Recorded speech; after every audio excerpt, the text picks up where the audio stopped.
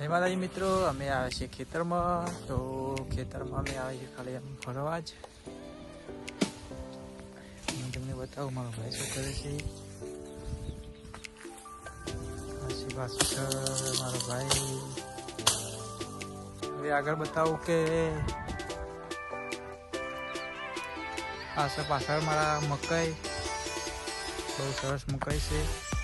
જુઓ, મકાઈ તો તમે ખાધેલી જ હશે. આના કહેવાય મકાઈ વાવી છે. ખેતર આપણે આવે છે ગોગા મહારાજના મંદિરે. આ છે મંદિર,